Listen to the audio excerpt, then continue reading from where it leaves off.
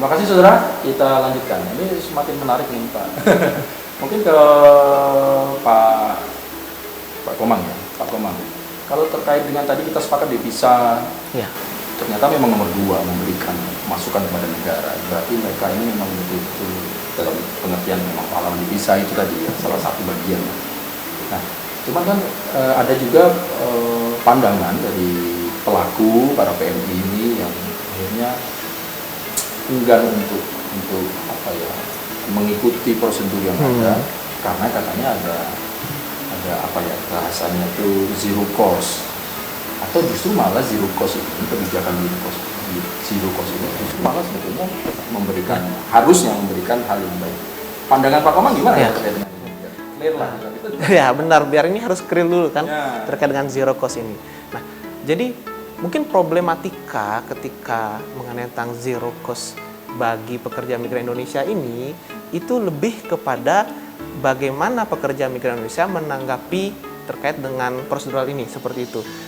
Seperti yang kita sudah ketahui bahwa negara memiliki program melalui BP2MI terkait government to government, di mana program tersebut itu mengatur bahwa negara tujuan dan juga perusahaan yang menjadi atau usernya itu menanggung terkait dengan prosedural, syarat-syarat yang diperlukan untuk keberangkatan ke sana seperti tes kesehatan dan lain-lain. Nah, sebenarnya itu bisa mereduksi terkait biaya yang harus mereka keluarkan, Bapak. Seperti itu, mereka akan direduksi dan sebenarnya itu menjadi manfaat untuk PMI kita yang ingin kita berangkat. Namun, yang jadi permasalahan adalah waktu yang harus ditempuh untuk mengikuti prosedur seperti itu. Seperti itu. Lama? Sulit? Kurang lebih mungkin 3-4 bulan. Ya, itu cukup lama mungkin dianggap sebagai oleh pekerja migran Indonesia. Oke. Seperti itu. Ini yang membuat mereka menjadi sedikit enggan kalau Pak. Iya, sedikit enggan. Kalau lama pengen cepet-cepet saya bekerja dapat Ya, uang. kebanyakan seperti itu. Jadi akhirnya menempuh jalan unprocedural. Oke. Yang prosedural yang notabene dia akan mengeluarkan kos lebih banyak lagi untuk itu, tapi keberangkatannya mungkin lebih cepat. Tapi resikonya lebih tinggi juga seperti itu. Nah, sebenarnya dengan adanya zero cost ini, program dari government to private user di sana, itu menekan biaya yang akan dikeluarkan oleh pekerja migran Indonesia kita, menekan resiko yang mungkin terjadi, baik itu seperti gagal berangkat, seperti yang selanjutnya juga dengan adanya perjanjian kerja G2G itu menekan kemungkinan bahwa gaji yang tidak terbayarkan, seperti itu. Jadi seharusnya itu menjadi nilai baik. Ya, seharusnya nilai baik yang kita ikuti prosedur dengan baik seperti itu, sehingga zero cost yang tadi kita anggap itu mungkin jadi problematika itu menjadi impact positif untuk pekerja migran Indonesia seperti itu. Kita harus perspektifnya harus ke sana. Harus ke sana, betul. Ya, memang dibuat itu sebetulnya memang untuk kebaikan. Untuk kebaikan PMI, betul. Kita lanjutkan Pak Gedebra. Pak Gedebra, bagaimana Anda melihat misalnya, kan ini banyak kasus-kasus ya. Nah, PMI yang akhirnya kadang-kala bahkan pulang ke sini pun, mohon maaf, sudah bentuk jenazah. Nah, bagaimana pandangan dari Pak Gedebra terkait dengan permasalahan yang terjadi PMI kita di sana, penanganan kasusnya misalnya itu seperti apa sih Pak? Ya, tadi sebenarnya disampaikan bahwa perusahaan mitra user di sana itu sebenarnya sudah masuk ke dalam kebijakan kita.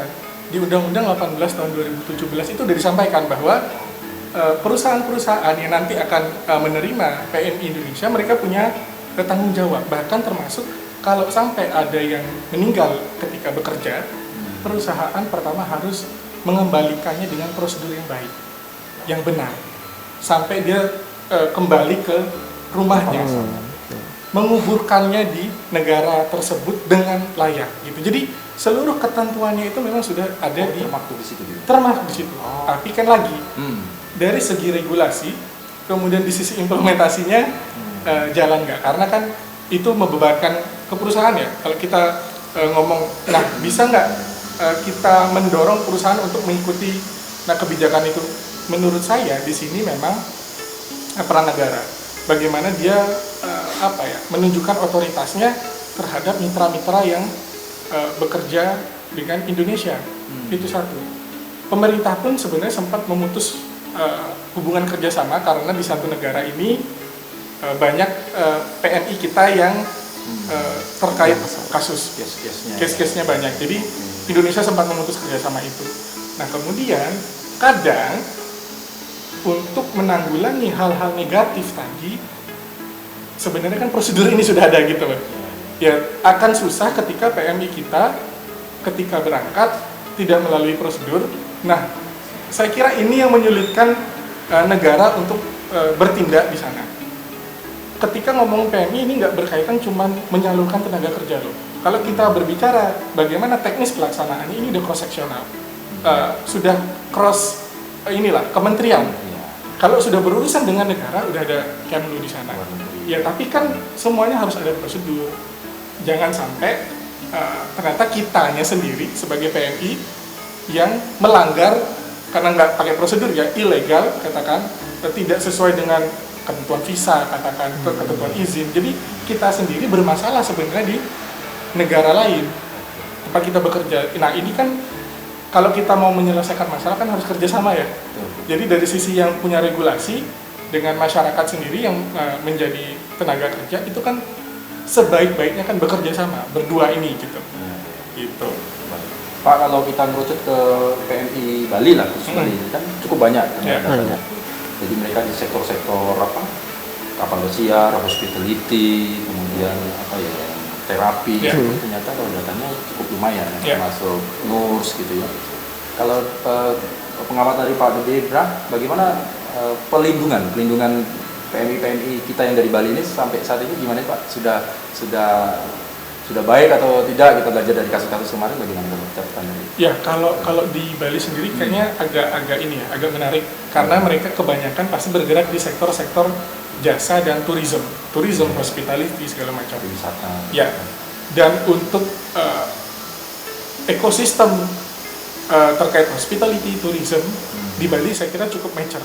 Kalau kita berbicara dengan provinsi-provinsi lain di Indonesia, sehingga apakah kondisi mereka lebih aman atau tidak? Nah itu kayaknya saya nggak bisa jawab juga ya.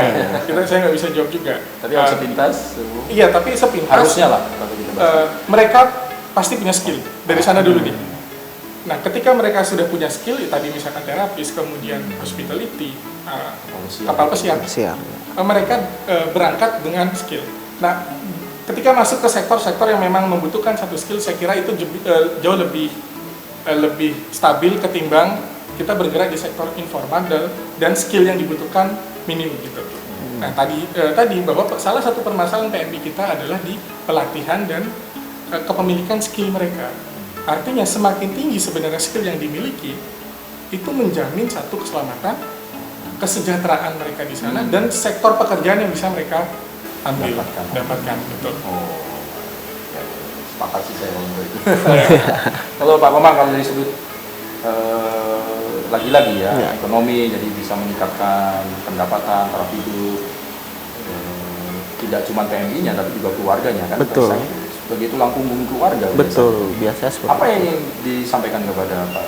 Mungkin pemerintah boleh, ke PMI-nya juga boleh. Ya, baik. Jadi kalau dari sisi ekonomi, bahwa kita akan melihat dari sisi perspektif yang luas seperti itu, bahwa PMI ini tidak hanya sebagai pahlawan devisa saja karena menghasilkan devisa yang sangat besar untuk negara kita seperti itu, tapi harus ada kehadiran negara. Tidak hanya untuk PMI saja, untuk keluarganya juga seperti itu. Bahkan dari sebelum mereka berangkat sampai ketika mereka pulang kembali, pemerintah harus ada di situ. Seperti itu.